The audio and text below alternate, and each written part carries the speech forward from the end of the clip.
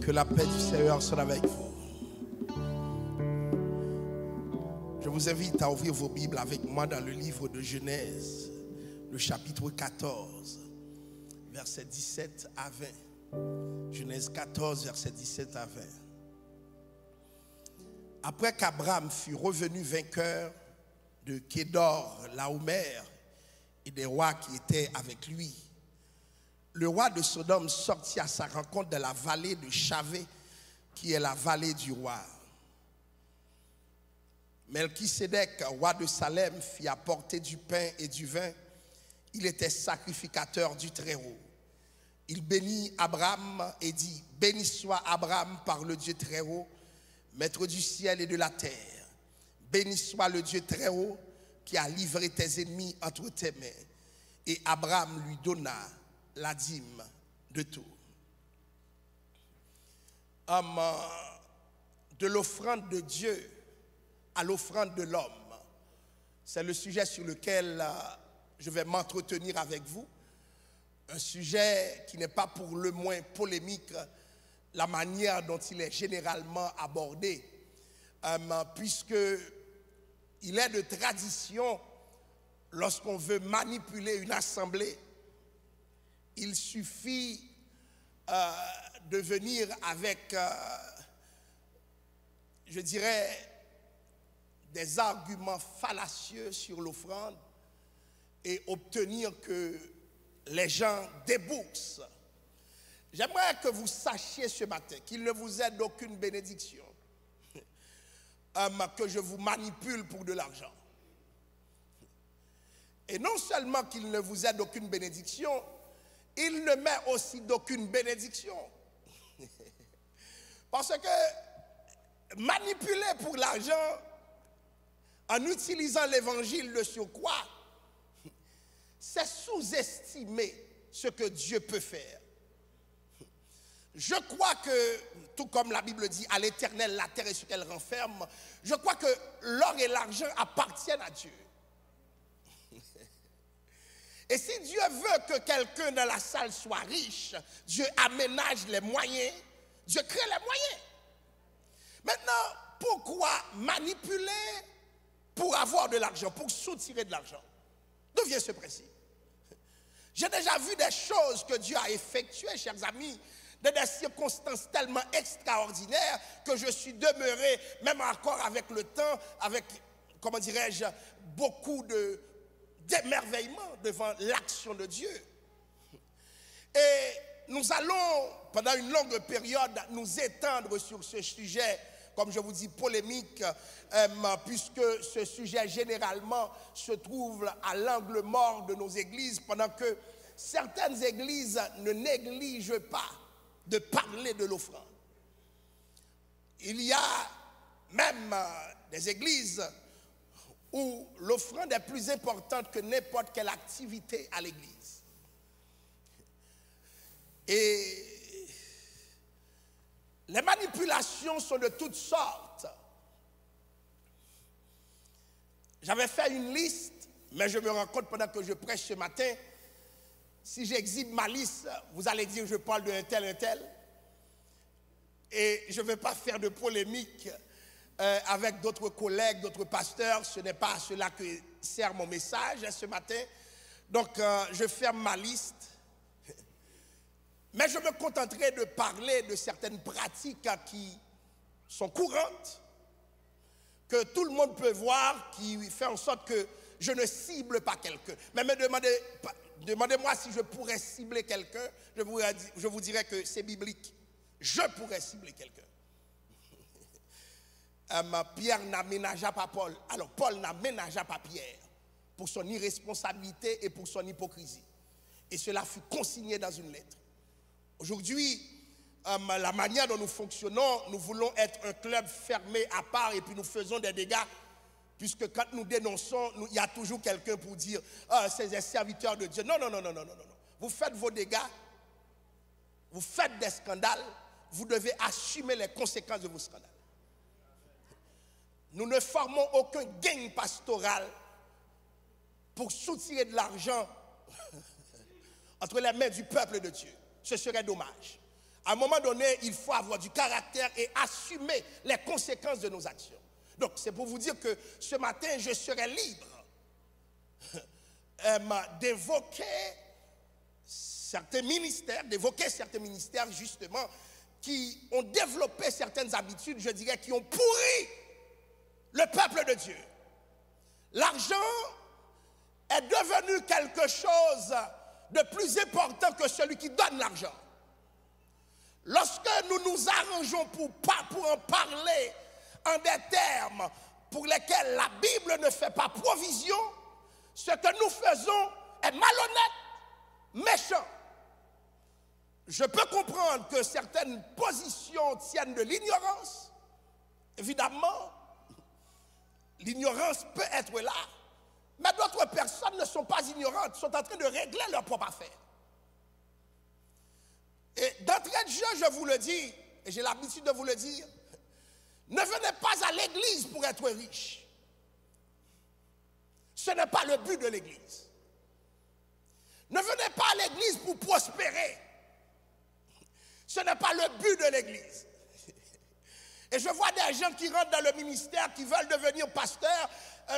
Pourquoi? Parce que, à ce qu'il paraît, il y a de l'argent dans le pastorat. Bon, cet argent, je ne l'ai pas encore vu. Priez pour moi. Le jour où je le vois, je ne sais pas qu'est-ce qui m'arrivera. Mais on ne vient pas là-dedans pour l'argent. Non. De toute façon, je suis bien placé pour vous dire, l'église ne peut pas m'offrir ce qu'on m'offre ailleurs. Impossible. Et je ne suis pas fou, je sais très bien ce que je dis.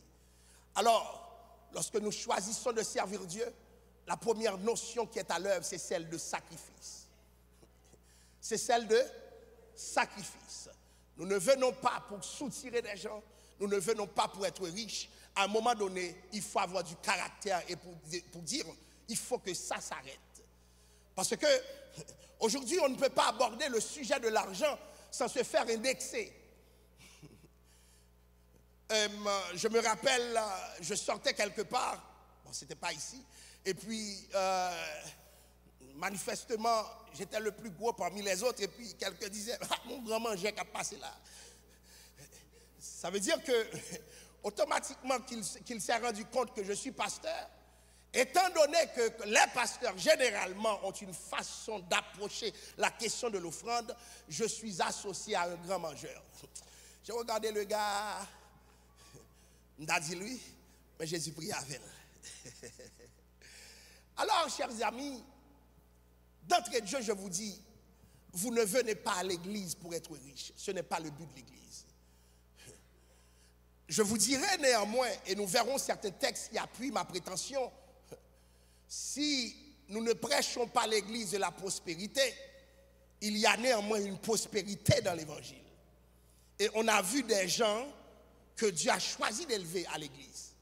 On a vu des gens qui travaillent, qui font plein de choses, et d'autres qui ne travaillent pas vraiment, mais que Dieu a choisi d'élever, qui ont rencontré l'argent, qui ont rencontré la richesse. Et nous avons vu dans la Bible que Dieu octroie la richesse. Mais certaines façons d'approcher cette question sont carrément diaboliques. Je ne vais pas vous dire ce matin, je commence à mettre les bases de mon message, je ne vais pas vous dire ce matin, donnez pour être riche. Si c'était vrai, on donnait pour être riche, l'église serait le lieu le plus riche du monde. Et manifestement, il y aurait des gens dans la salle qui seraient extrêmement riches. Parce qu'ils donnent. Alléluia. Nous ne donnons pas pour être riches. Ce n'est pas ça le but. Il y a des gens qui se disent, pasteur, j'aime cette façon de prêcher, je ne vais rien donner. J'arrive sur vous. J'arrive sur vous, mais bibliquement. Avec la parole, sans manipulation, parce que les textes peuvent parler. Écoutez, si jamais je donnais pour être riche, eh bien, les hommes de Dieu seraient les hommes les plus riches du monde. Parce qu'ils connaissent, ils appliquent le principe biblique de donner. Mais telles ne sont pas nos observations. Nous voyons qu'il y a beaucoup de personnes qui donnent, mais qui n'ont pas un train de vie extraordinaire, et certaines personnes même vivent dans un certain niveau de précarité, pas parce qu'ils ne donnent pas. Mais cette grâce, Dieu ne leur a pas offert la grâce d'avoir de la richesse, la grâce d'avoir du confort. Moi, j'ai vu des gens qui ont vécu à partir de ce que d'autres leur ont donné, et pourtant, chers amis, ce sont de véritables serviteurs et servantes de Dieu. Est-ce que vous avez rencontré ces personnes?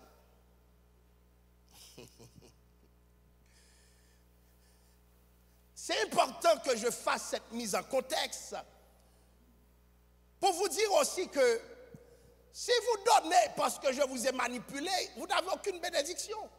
C'est ma manipulation qui a touché votre cœur, et puis vous avez donné. Je me rappelle, j'étais dans une assemblée, et puis le pasteur faisait sa 3e offrande, et puis au moment de la 3e offrande, le peuple ne se levait pas. Et puis le pasteur, à l'époque, j'avais 14 ou 15 ans, s'est levé et a dit: ah, vous n'apportez pas l'argent, que quand vous sortez dehors, les voleurs viennent vous casser les mains. Je suis prophète de Dieu, je sais ce qui va vous arriver. Et puis j'ai vu le peuple se déplacer à vitesse. J'ai vu d'autres qui venaient, chers amis. Non, mais ça a toujours une malédiction là pour nous. Il y a toujours une malédiction, qui donnait malgré eux. Pourquoi? Ils ont eu peur. Moi-même, du haut de mes 15 ans, j'ai prié, j'ai dit: Seigneur, j'ai des rien de mes mains. Et quand j'ai réalisé que j'ai rien de mes mains, j'ai dit: mais les voleurs ne peuvent pas casser les mains, prier a tout fini là. Mais j'ai eu la peur de ma vie. Pourquoi? Parce que c'est une manipulation. Et la manipulation a fonctionné. Une autre manipulation, c'est comme si je vous dirais: venez donner, et puis pendant que vous donnez et vous touchez la main du pasteur, vous êtes béni. Vous êtes béni quoi?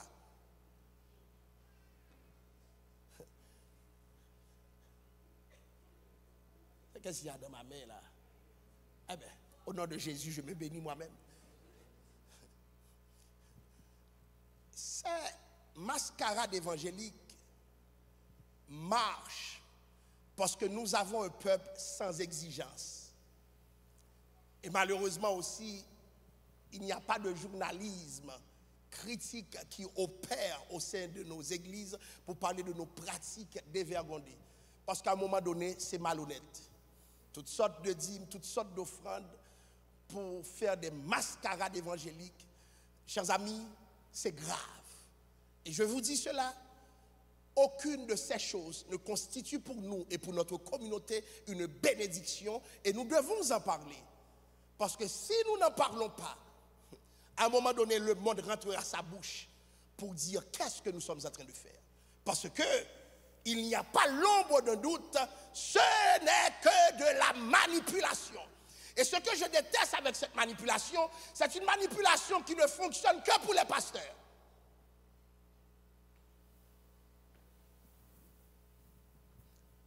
Il y a une cohorte de gens à l'église qui ne parlent jamais rien. Leur rôle sera toujours de porter, d'approvisionner. Ce n'est pas normal. L'église doit faire son autocritique pour que nous puissions avancer selon les règles du jeu que le Seigneur lui-même a établi. Parce que il y a des principes bibliques qui entourent le fait de donner. Et nous allons le voir. Et d'entrée de jeu, et mon message commencera à vous déplaire, Dieu est un Dieu qui demande. Si ce matin, je disais, je faisais une deuxième offrande, plusieurs personnes seraient fâchées, dérangées. Si je disais, je faisais une troisième, une quatrième, beaucoup de personnes seraient exaspérées ce matin. Mais tenez-vous bien, Dieu lui-même est un Dieu qui demande.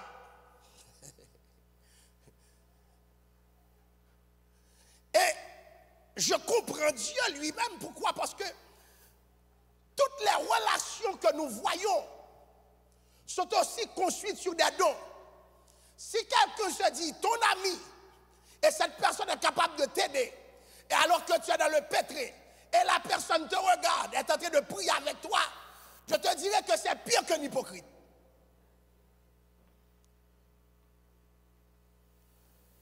Amen. Je vous l'ai déjà dit. J'étais dans un temps de prière et puis quelqu'un est venu vers moi. Je rassemblais mon argent pour faire quelque chose. Et puis, la personne est venue me disant qu'il a des problèmes, qu'elle a des problèmes. Et puis, moi, j'étais prêt à prier. Et puis, tu sens l'Esprit de Dieu, l'élan de ton temps de jeûne, et puis tu as envie de prier. J'ai commencé à prier, et puis la personne est restée dans mon bureau comme il y a quelque chose d'autre à dire. J'ai l'impression que la prière n'a pas marché. Et puis lorsque j'ai dit à la personne, mais qu'est-ce qu'il y a finalement? Parce que ça fait 2 heures de temps que nous l'avons. Je vois qu'il y a une difficulté d'adresser le problème. Pourquoi? Parce que c'est devenu une question de dignité. Et puis lorsque la personne m'a dit, j'ai des problèmes pourtant, voilà ce qui va m'arriver, voilà ce qui va m'arriver. Même côté à moi, c'est tant ça et l'argent, ça me gagne même là, me dit, c'est on va chercher l'argent là. C'est ce que j'ai entre mes mains. Et quand je vous ai dit, j'ai exactement ce que la personne me dit dans ma poche. Et puis la personne me regarde. Je regarde la personne. Je lui pose la question, pour combien? Je suis en train de calculer en moi-même, est-ce que c'est ça que j'ai mis dans ma poche, etc. Parce que je ne pouvais pas faire une seconde prière. Cette prière ne monterait pas. Et Dieu me dirait, mais tu te moques de moi. Tu te moques de moi. J'ai compris que le Seigneur me demande justement ce que j'ai. Et c'était un montant que je jugeais considérable pour moi. Mais comment? Comment j'ai osé prier pour cette personne? Et comment le faire river sous moi? Et puis, écoutez, chers amis, j'ai compris que la prière n'avait pas d'efficacité. Parce que là, je pouvais avoir tout l'Esprit de Dieu du monde, toute la plénitude de l'Esprit, mais ce n'est pas la prière qui compte, parce que la prière ne règle pas tous les problèmes. La prière ne règle pas tous les problèmes. Ce qui peut régler le problème, c'était ce qui était dans ma poche. Et lorsque j'ai donné ce qui était dans ma poche, j'ai dit, Seigneur, parce que je le sais très bien, j'ai compris le principe. Alors, je ne vais pas m'éterniser là-dessus. Je vais tout simplement vous dire que Dieu est un Dieu qui demande. Cette exigence de donner a été tellement formulée régulièrement au peuple d'Israël que même aujourd'hui, ce peuple constitue un peuple qui donne, un peuple d'une grande générosité, parce que c'est dans sa structure, c'est dans sa génétique sociale. Ce peuple aime donner parce que Dieu lui a toujours réclamé quelque chose. Et ce qui est drôle avec Dieu, Dieu sait exactement ce que tu as et ce que tu as dans ton compte en banque. Imaginez-vous si des hommes que je connais avaient cette information. Beaucoup de chats auraient vidé les comptes en banque de plusieurs personnes. Mais attention, ne pensez pas que parce qu'il y a des gens qui font mal, qui manipulent, Dieu lui-même ne demande pas. Dans l'Ancien Testament, il y avait même plusieurs types d'offrandes. Offrande de l'Holocauste, qu'on appelait offrande brûlée, Lévitique 1er verset 3 à 17. Offrande de céréales, offrande de paix, sacrifice pour le péché, offrande pour la culpabilité, les offrandes volontaires. Qui réclamait ces offrandes d'après vous? qui mettait en place le principe de ces offrandes? Dieu. Parce que Dieu donne au peuple. Dieu s'attend à ce que le peuple donne en retour. Et je vais même vous dire que donner n'est pas juste quelque chose de matériel comme certaines personnes se le représentent, c'est aussi un exercice spirituel. Dans la mesure où nous voyons que le fait de donner est encadré par Dieu d'une part, et il y a même un faux Dieu qui réside dans l'argent, qui s'appelle comment? Mammon. Vous ne pensez pas que l'argent ne cache pas des réalités spirituelles, puisqu'il y a un Dieu de l'argent. Donc, Dieu est un Dieu qui demande, Dieu est un Dieu qui exige, et si vous croyez que vous pouvez servir sans donner à Dieu, vous vous trompez. Vous vous moquez même de Dieu. Donc toute la structure de l'Ancien Testament montre qu'un Dieu qui demande. Nous allons le voir dans le Nouveau Testament. Cette structure est demeurée. Nous verrons aussi que l'offrande participe de l'adoration de l'individu. La première fois que Dieu va demander à Abraham une offrande, Abraham lui avait offert souvent certaines choses, mais Dieu va lui dire, ton fils, ton unique, celui que tu aimes, Isaac. Vous allez voir que non seulement Dieu demande, mais Dieu s'intéresse à ce qui t'intéresse. Vous entendez ce que je vous dis? Ce qui vous fait le plus de plaisir intéresse Dieu aussi. Et c'est là que vous allez voir que dans le Nouveau Testament, toute la disposition du cœur, quand je vous parle de disposition du cœur, c'est en rien quelque chose qui concerne une exigence qu'on vous fait. Le cœur. Est-ce que ton cœur est disposé à faire ce que Dieu demande? Remarquez bien, dans le texte que nous venons de lire, Genèse 14, Abraham a vaincu des rois. Abraham avait 300 et quelques serviteurs non rompus à l'art de la guerre, qui ne connaissent pas l'armée, mais qui sont quand même sortis et qui ont vaincu des rois. Lorsqu'Abraham a réussi à vaincre plusieurs rois, vous allez comprendre toute sa joie. Vous allez comprendre toute sa satisfaction. Mais tenez-vous bien. Pendant qu'il est en route, le roi de Sodome va rencontrer Abraham. Abraham, à l'époque, pour le féliciter, mais en cours de route, qui va le rencontrer? Un homme sans généalogie, un homme sans lignée, qui s'appelle comment? Melchisédek. Il va rencontrer Abraham. Et la première chose qu'il a faite, il va bénir Abraham. Alléluia. Abraham, tu es béni. Et je bénis ton Dieu qui t'a accordé la victoire. Parce que tu sais, Abraham, tu as beau réussir devant tes ennemis, mais si tu penses que c'est toi qui l'as fait, tu te trompes. C'est ton Dieu qui l'a fait. Je vais vous dire ce matin, permettez cette digression, il y a des choses qui vous arrivent dans la vie. Naturellement, vous avez lutté pour l'avoir, mais vous avez été divinement soutenu par Dieu. Alléluia.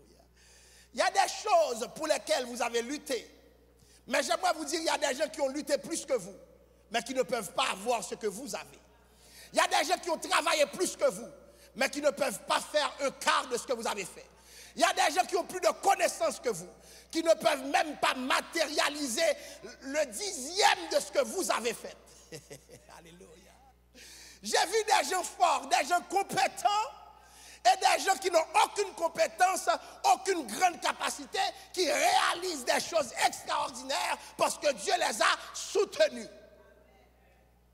Donc Abraham, qui ne maîtrisait pas l'art de la guerre, comment se fait-il qu'il a vaincu des armées, des rois? Alléluia. Abraham, de retour chez lui, a fait face à ce grand Melchisédek, sacrificateur pour toujours. Une préfiguration de Christ. Et Melchisédek est venu. Comment? Avec une offrande. Il a demandé qu'on arrive avec le pain et le vin pour Abraham. Offrez-lui du pain, offrez-lui du vin. Le pain et le vin qui représentent la Sainte Seine, ou plus précisément qui préfigure Christ, l'offrande de Christ qui dira plus tard, ceci est mon corps qui a été, et ceci est mon sang qui a été versé pour vous. Écoutez, il a dit, la première chose que Dieu a faite, présente-lui, présente à Abraham cette offrande. Chers amis, le premier principe, Dieu est un Dieu qui donne. Je le répète, Dieu est un Dieu qui donne. Vous qui êtes dans la salle, j'aimerais vous dire, alléluia, pour dire qu'on baille, bien aimé, je vais multiplier des témoignages de ce que Dieu sait faire. J'aimerais vous dire ce matin, Dieu est un Dieu qui donne. Voilà pourquoi Dieu est en mesure d'exiger à quiconque qui est dans cette salle. Parce que Dieu donne. Dieu n'est pas un Dieu mesquin. Et j'aimerais vous dire ce matin, si quelqu'un est mesquin, j'aime le créole, chiche, cripia. Parce que la mesquinerie, beaucoup de gens peuvent dire, c'est quoi ça, pasteur? Mais chiche, cripia, vous comprendrez c'est quoi. Si quelqu'un est chiche, ce n'est pas de Dieu. Il y a des gens qui sont spécialisés dans les petites monnaies pour Dieu. La banque ne manquera jamais de monnaie. Il y a des gens qui sont spécialisés dans les monnaies pour Dieu. Pas parce qu'ils n'ont pas, mais c'est ce que Dieu mérite. Je vais vous dire quelque chose. La mesquinerie ne vient pas de Dieu parce que Dieu est un Dieu généreux. Le premier geste qui a été fait à Abraham, c'était de lui donner quelque chose. Je t'offre du pain, je t'offre du vin, alors que tu reviens de la guerre, Abraham. Voilà mon offrande à toi. Et j'aimerais dire à quelques-uns dans la salle, avant même que Dieu vous demande, regardez ce que Dieu vous a déjà offert. Alléluia. Regardez ce que Dieu vous a déjà offert. Et c'est ce que nous sous-estimons. L'offrande de Dieu. L'offrande de Dieu. Melchisédek, prêtre du Très-Haut, est venu avec le pain et le vin pour présenter son offrande. Et la réponse d'Abraham a été quoi? Lorsque Melchisédek a fini de le bénir, la Bible dit, et Abraham a fait quoi? Abraham a donné la dîme de tout. Nous allons nous éterniser là-dessus. Pourquoi Abraham a-t-il donné la dîme de tout? Mais comment cet homme a-t-il pu se permettre de prélever la dîme d'Abraham? Attention, on n'est pas encore sur la loi. Est-ce qu'Abraham était sur la loi? La loi viendra avec qui? Donc, est-ce qu'Abraham était sur la loi? Non. Et pourtant, Abraham va offrir le 10e de ce qu'il a. Comment comprendre cet acte d'Abraham? Je vais vous dire ce matin, à l'action de Dieu qui consiste à nous donner, nous devons répondre, nous aussi, merci beaucoup, par un don. Alléluia. C'est-à-dire, ce n'est pas Dieu seul qui donne, mais à un moment donné, je dois me poser la question, qu'est-ce que je fais à un Dieu qui me donne? Beaucoup de personnes diraient, mais Dieu n'a besoin de rien. Effectivement, Dieu n'a besoin de rien, puisque l'or et l'argent l'appartiennent. Par contre, je vous le répète, Dieu est un Dieu qui demande. Je pourrais dire autrement, bon Dieu remet salaire Bali. Et pourtant, Dieu n'a besoin de... Comment cet homme a pu décider d'offrir à Abraham le 10e de ce qu'il a? Non, comment Abraham a pu décider d'offrir à cet homme le 10e de ce qu'il a? Qu'est-ce qui s'est passé dans la tête d'Abraham? Je me pose des questions. Beaucoup de gens à l'église sont dans une dynamique de je reçois, je reçois, je reçois. Mais combien de personnes disent je donne, je donne, je donne? Dans nos églises, c'est ainsi. 15% des personnes supportent 85% des autres. Quand vous voyez que ça marche, c'est un 15% qui s'efforce. Quand vous voyez que ça va bien, c'est un 15% qui ne chôme pas. C'est la réalité. Pourquoi? Parce que le pasteur ne va pas dire Dieu va te tuer, il faut donner. Vous ne me verrez jamais avec ça. Vous ne donnez pas, moi je vous donne le message. C'est votre affaire. Dégagez-vous avec Dieu. Il y a des gens qui ne vont jamais donner. Tous les prétextes sont bons. Mais à un moment donné, à ce Dieu qui t'a offert, prends conscience. Prends conscience. Donc tu reçois. Mais Dieu lui-même, qu'est-ce qu'il est? Il est un égaré. Dieu est même arrivé à traiter son peuple de quoi? De quoi? Ah, vous ne m'aidez pas ce matin. Ce matin, je ne vais pas avoir d'amen. Mais je vais chercher l'amen carrément. Je vais réclamer cet amen. Je vous demande de débloquer l'amen pour moi, là où l'amen se trouve. Dieu a traité son peuple de quoi? Non, pas que Pierre. Entendez là. Pour aider, Français n'a pas parlé là. Non. Comment qui dit là, oui? Amen, ma soeur. Dieu va traiter le peuple de voleur. Vous m'avez volé. Autrement dit, chers amis, dans ce que vous avez, Dieu veut avoir aussi sa part. Et ce n'est pas un homme d'établir pour toi ce que tu dois donner. Abraham va accorder le 10e. Le chiffre 10, c'est le chiffre de la responsabilité. Mais c'est aussi la plus petite responsabilité qu'on peut prendre. Et à l'époque, il y avait cette culture de perception sur les gens et qui référait au 10e. La plus petite partie, si tu as 10, on te donne 1, ce n'est pas grave. Moi-même, quand je fais mes contrats de consultant, dépendamment du chiffre d'affaires susceptible d'être généré par ce que je demande, parce que je compte réaliser, je charge entre 10 et 15%. La personne ne veut pas, écoute, c'est ton problème.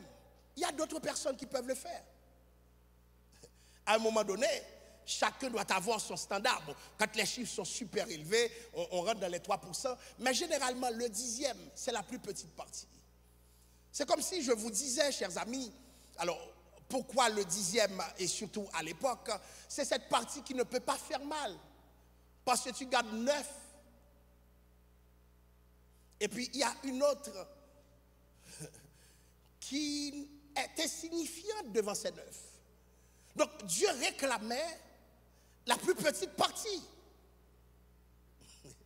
Abraham, le geste d'Abraham, c'est comme L'homme ne peut pas me bénir, venir avec quelque chose, et puis je regarde Melchisédek dans les yeux. Alors c'est une théophanie, une manifestation de Dieu, Melchisédek, ce sacrificateur pour toujours. Mais dans la logique d'Abraham, c'est comme, je ne peux pas rester dans la complète ignorance de ce que Dieu a fait.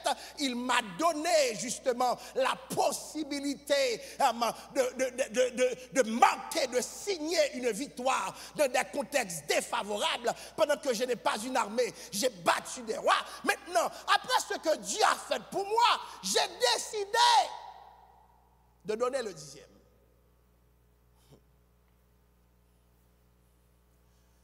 Beaucoup de gens vont se dire, Abraham, est-ce beaucoup? J'ai écouté pendant la pandémie Paul Arcand qui... vous savez qui est Paul Arcand? Oui. Il a fait une émission à la radio, je ne sais pas comment je suis tombé dessus. Et puis, le monsieur parlait de ce mouvement de donner à l'église. Il a dit, comme si je vends ma maison, je donne 10%. Il a dit, mais non, là c'est de la folie ça. Pourquoi? Parce que la maison vaudra probablement pour Paul Arcand 2-3 millions. C'est pas normal. Vous savez, lorsque je dis 10% de $10, la plupart des gens de l'Assemblée viendraient déposer. Si je dis 10% de $1 million, il y a des gens qui commenceraient à voir, mais c'est trop. Et nous allons voir, puisque je vous parle de la disposition de votre cœur, votre argent et tout votre avoir participent de votre adoration. Je le dis, tout ce que vous avez, vous ne pouvez pas ne pas avoir une structure financière pour Dieu. Et je me suis arrangé, puisque je suis en train de prêcher ce matin, je me suis arrangé pour venir avec ce texte où la première fois qu'un homme a décidé de parler de dîme, je me suis posé la question, mais Melchisédek, pourquoi n'a-t-il pas dit, Abraham, je suis riche, je ne veux pas. Abraham, je n'ai pas besoin de ton argent. Pourquoi n'a-t-il pas dit ça?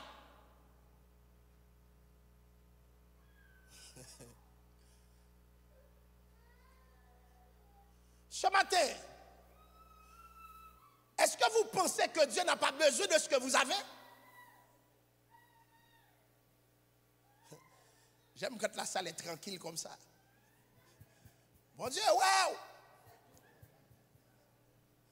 Vous pensez que Dieu n'a pas besoin de ce que vous avez? Ce que tu as intéresse Dieu. Et je vais vous dire plus, Dieu ne vous dira jamais non. Mais plusieurs personnes ont choisi de se moquer de Dieu. Plusieurs personnes ont choisi d'ignorer Dieu. Plusieurs personnes n'ont jamais pensé à budgétiser pour Dieu. Est-ce que Dieu a un poids dans ton budget? Est-ce que tu te dis, mais dans ce que je fais, combien Dieu va avoir?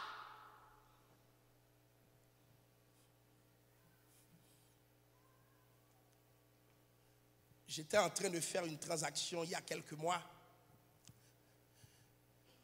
Et puis, parce que moi je compte ce que je fais pour donner à Dieu. Et dans mon cas, c'est réglementaire puisque les pasteurs doivent donner à la mission centrale. Donc, m'a dit, mes offrandes s'en vont. Où ça?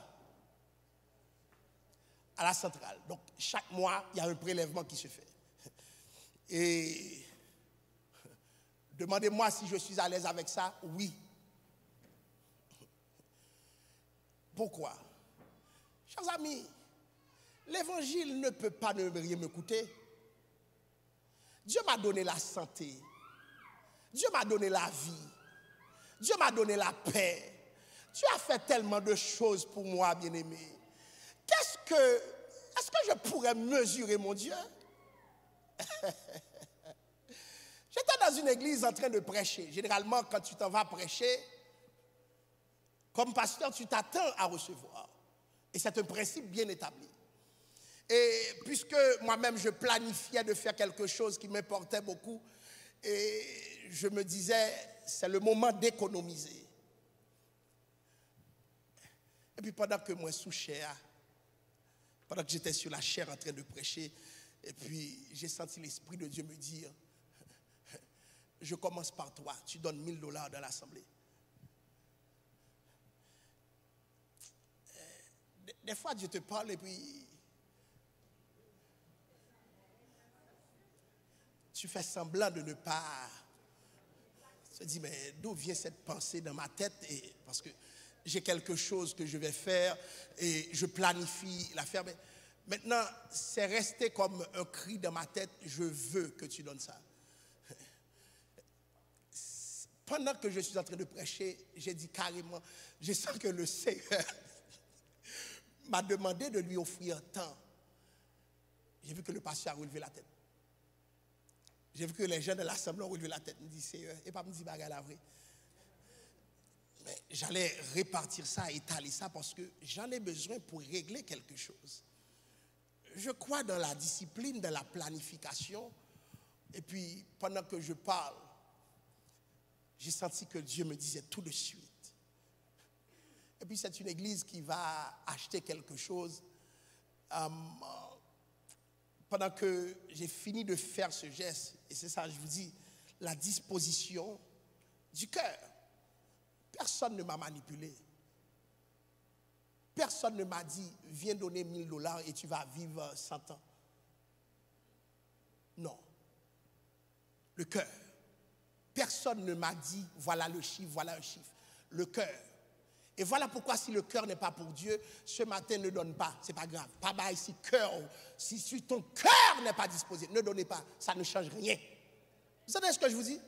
Si c'est parce que vous vous sentez contraint, parce que ça participe de ma spiritualité, je donne selon que Dieu a mis dans mon cœur.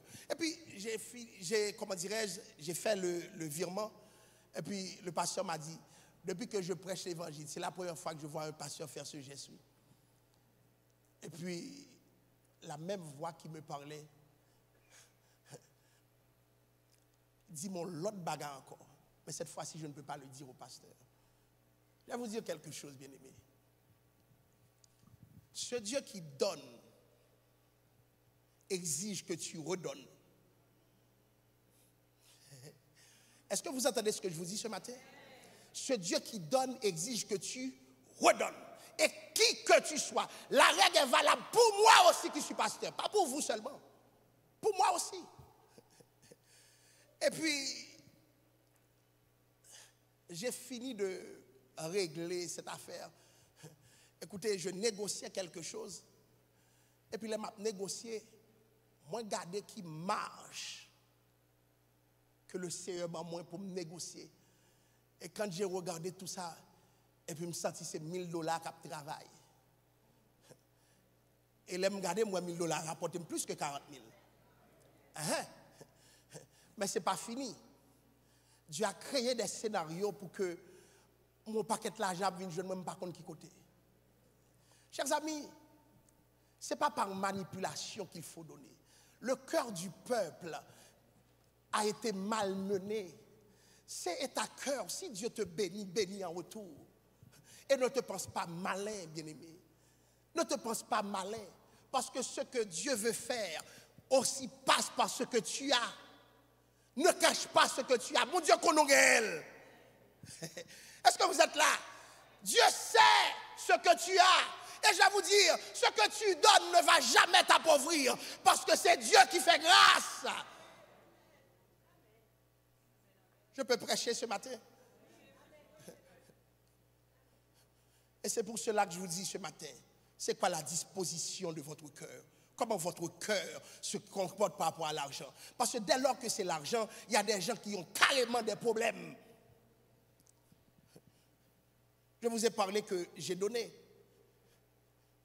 Je pourrais vous parler de j'ai reçu aussi. j'étais en train de me poser des questions parce que, à cause de mes charges, j'ai refusé un emploi tellement alléchant. Mais pendant que la raison pour laquelle j'ai refusé l'emploi, j'ai tellement vu de manifestations démoniaques à l'église. Je me dis, faut me prier. J'ai écrit au monsieur pour lui dire, malheureusement, je dois décliner. Moi, je crois tout, il y a un pasteur qui travaille, doit travailler. À moins que le peuple soit en mesure de le soutenir. Mais moi-même, je ne vais pas venir mener crime là, venir demander, je ne vais pas demander comme ça. Si tu veux être riche, si tu veux être conforme, va travailler.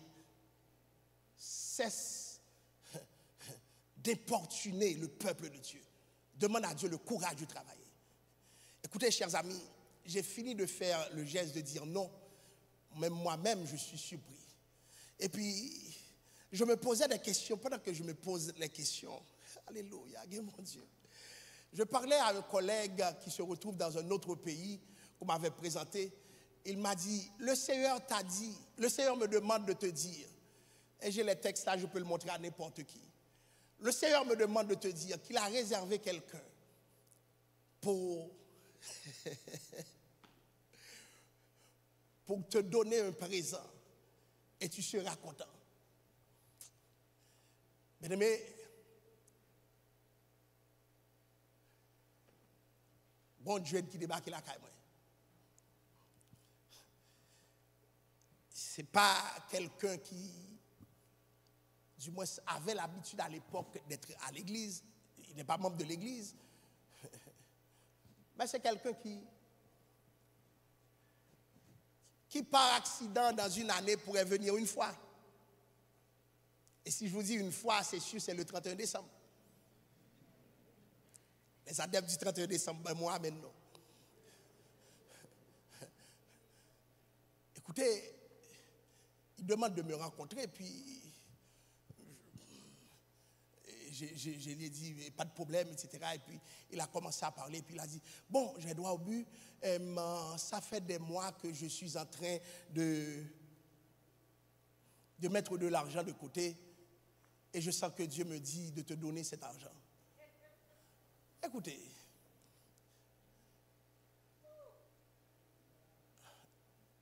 je vous ai dit, je viens de refuser. Moi, je croyais que c'est quelques $300, quelques $1000.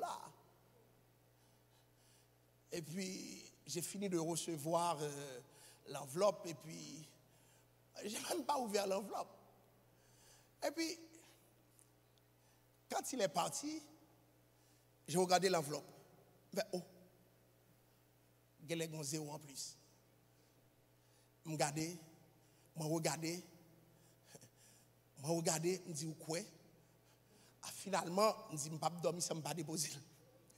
Moi, je me ça qui est arrivé. J'ai vu le chèque certifié avec $10 000 là-dedans. J'ai dû l'appeler pour lui montrer le texte que mon collègue m'avait envoyé. Pour lui dire que ça ne vient pas tout simplement de toi. Dieu est en train de me donner une leçon pour me dire, c'est moi qui prends soin de toi. Et Dieu s'est passé par toi. Chers amis, là au Canada, qui m'a dit ça? Je l'ai manipulé, je lui ai parlé, je lui ai dit quelque chose. Mais pourquoi manipuler les gens pendant que Dieu peut parler à n'importe qui?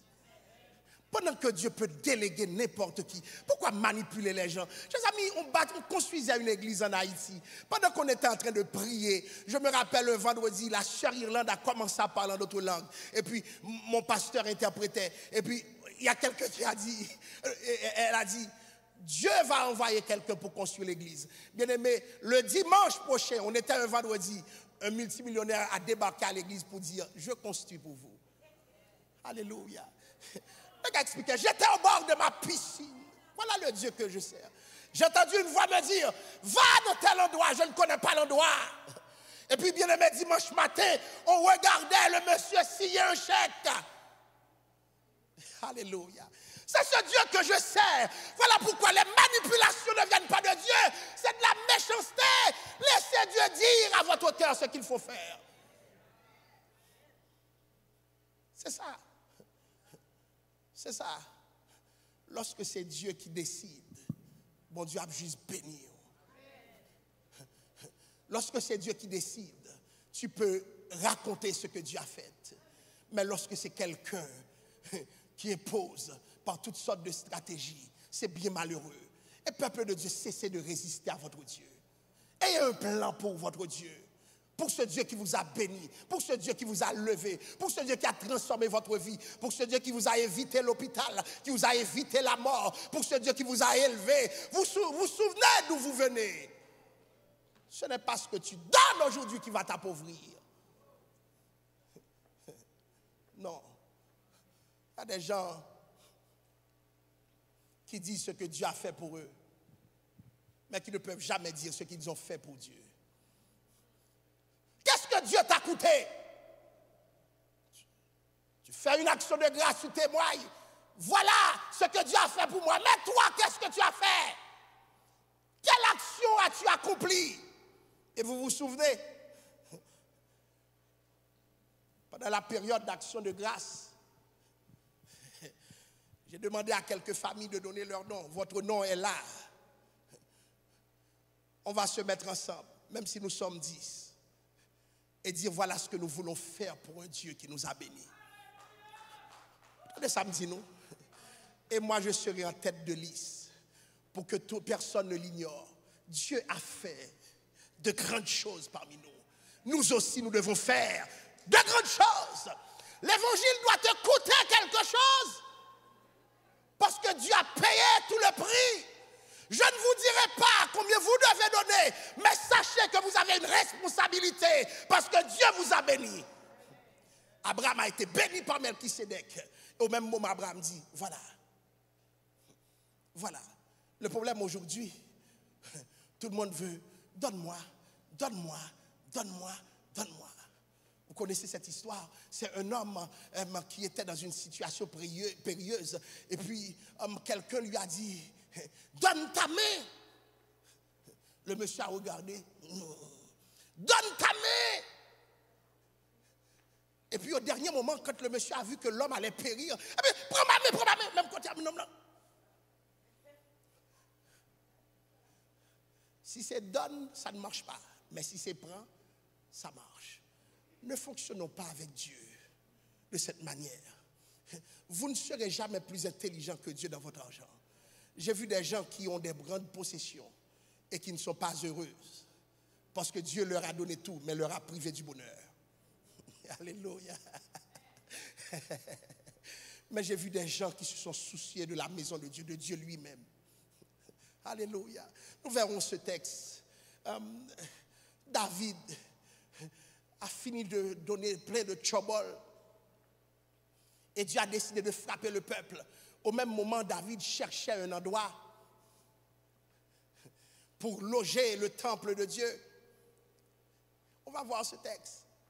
Pendant que David cherchait à loger le temple de Dieu, quelqu'un lui a dit, eh bien, tu peux le prendre, David. Je te le fais cadeau. Dans ma tête, je me dis, les Haïtiens aiment tellement les pillailles. Les fans de circulaire, donnez-moi un amen ce matin. Amen. Les fans de Boxing Day. Nous cherchons toujours les moments où ça ne coûte rien. Hein? C'est ce qui nous intéresse. J'aime les Black Friday. Je peux attendre pour acheter. Écoutez, chers amis, David a trouvé, c'était facile. C'est ce que David a dit.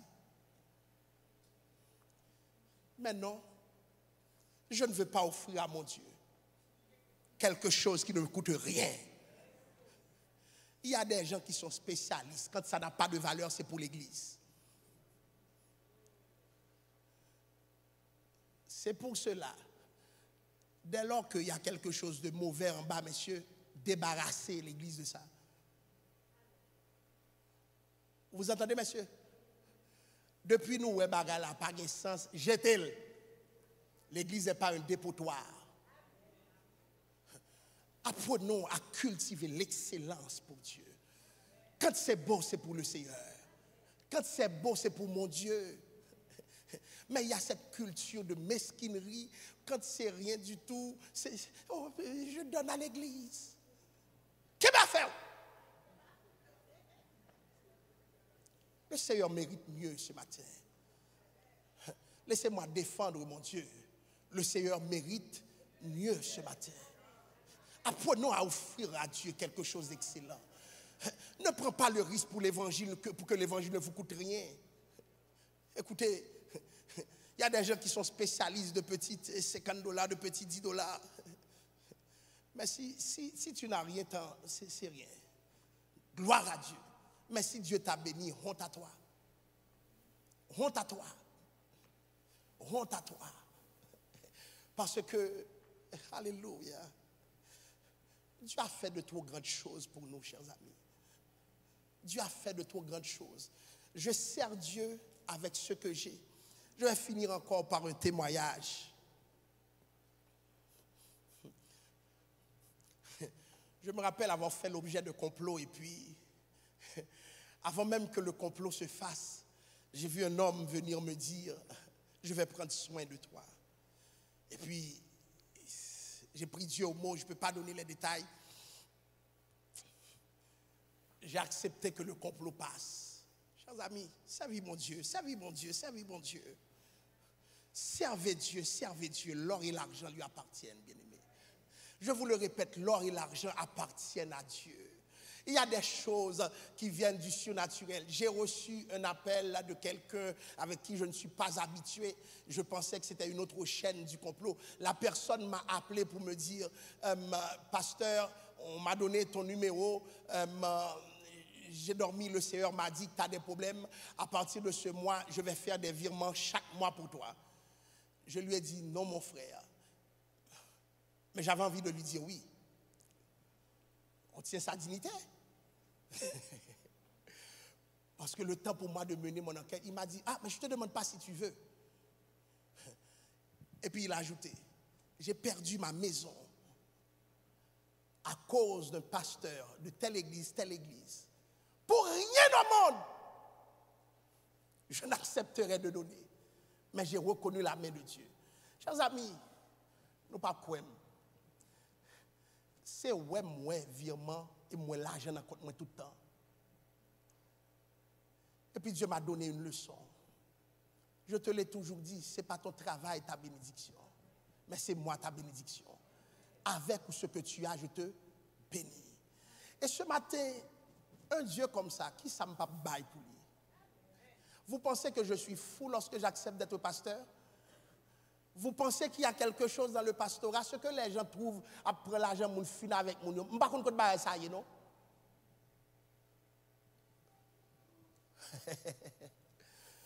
Écoutez, Dieu prend soin de ceux qui se soucient de lui.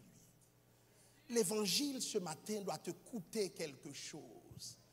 Ne sois pas juste un consommateur de l'évangile, sois aussi quelqu'un qui donne pour l'évangile. Parce que Dieu t'a fait grâce. Et je veux encourager ceux qui supportent le ministère. Je veux encourager ce matin ceux qui supportent même d'autres personnes de l'église qui sont dans la souffrance. J'ai appris vos bonnes œuvres et que le Seigneur vous bénisse. Ces cas qui ne sont pas arrivés à moi, dont j'ai connaissance malgré tout, parce que certaines personnes de l'église se sont mises ensemble disant, je supporte ce frère. Alléluia, que Dieu vous bénisse. Que Dieu vous bénisse. Cette pauvreté béante qui s'installe parmi des jeunes de la communauté. Il y a des gens qui ont habillé l'église à matin, son seul habillé, personne ne connaît. C'est un frère qui s'est soucieux de lui et qui n'est pas allé lui donner quelque chose de la friperie. Habillé matin, bien frais, parce que quelqu'un, alléluia, quelqu'un s'est dit, tu n'es pas là juste pour prêcher, adorer Dieu, mais je veux prendre soin de toi. Est-ce que Dieu ne t'a jamais délégué vers une personne ce matin? Est-ce que Dieu ne t'a jamais demandé de prendre soin de quelqu'un ce matin? C'est une bénédiction. C'est une bénédiction, bien-aimé. C'est une bénédiction. Tu ne peux pas, écoutez, économisez tout ce que vous voulez. Vous pouvez ne rien régler avec. Cessez d'être mesquin. Apprenez à donner. Parce que Dieu est un Dieu qui donne. Que le Seigneur vous bénisse. Et pendant cette année, nous allons nous étendre sur ce sujet. il y a des choses qui doivent changer à l'église. Vous entendez ce que je vous dis? Il y a des choses qui doivent changer à l'église. Quand je dis il y a des choses qui doivent changer à l'église, il y a plein de... Écoutez, je voyais des gens se plaindre de cette télévision qu'on a mis 4. Mais on a mis 4 pourquoi? On pourrait acheter un écran géant. Au moins dans les 60 000. Mais, ou bien je me fais journée, on l'a dit, qui est-ce qui a pas $1000? Je ne le ferai pas. Ça doit être une structure dans votre vie. Et valait moun, bon Dieu bénit l'église. Valait millionnaire gain ici. Millionnaire au Amen.